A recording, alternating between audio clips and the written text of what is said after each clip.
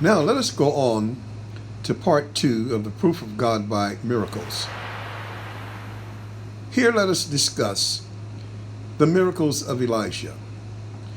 In the last section of this class, we discussed mostly the miracles of the children of Israel, of Moses and Aaron in the wilderness. But now we're going to discuss the miracles of Elijah. And one thing we want to do is we want to talk about Elijah because the miracles of the characters in the Bible was what those characters were associated with. Each character in the Bible had a miracle, a revelation, an enlightenment, or some kind of encounter with God, supernatural encounter with God that they were noted by. Abraham was noted by having a child when he was past age. Moses was noted by going through the Red Sea. Noah was noted by building the ark. Daniel and the 3 Hebrew boys were known by being delivered from the fiery furnace. Daniel was known for being delivered from the lion's den. So the miracles of note are those miracles that we are known by. We're going to talk about the miracles of note of Elijah. Elijah was a prophet who had a great contact with God. He prayed that it would not rain, and it did not rain for the space of 3.5 years. And during that time, there was a great famine in the land. And God heard Elijah's prayer.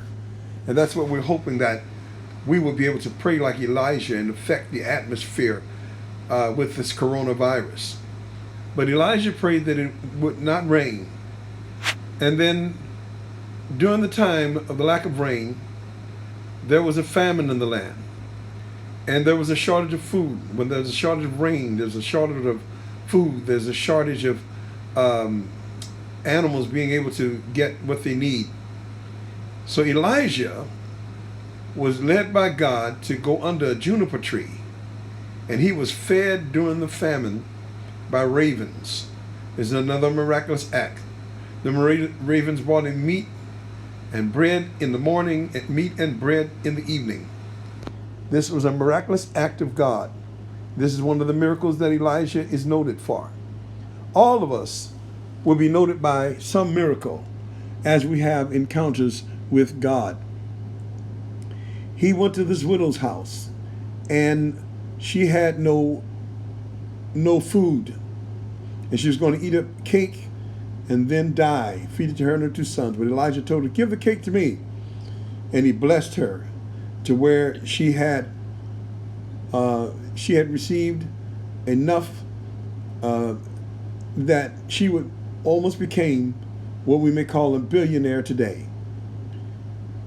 Elijah also was a man of great faith who was able to call down fire from heaven on Mount Carmel when he was facing the showdown between himself and Ahab and those wicked prophets. God backed him up by calling down fire from heaven. Elijah was a great man of God. Elijah prophesied also that Ahab's sons would be destroyed, as it happened.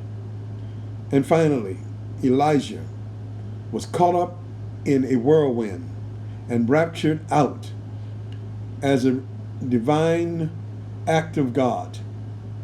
Elijah's miracles of record are the praying that it would rain, praying that it would stop raining, being fed by the ravens, the miracle of the barrel of meal, the rising of the widow's son, the calling down of fire from heaven, the prophecy of the sons of Ahab's destruction. These are the great things, some of the great things of Elijah. All of us must have a miracle of record. You should be able to have your name on your miracle, and your miracle will be your legacy.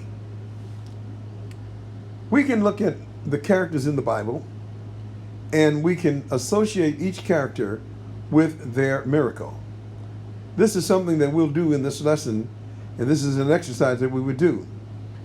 Try to identify the character's miracle or the character's supernatural encounter with God that they're known about and known by. And that's what we'll do in this lesson today. We will identify the supernatural acts of God in the lives of the heroes of faith.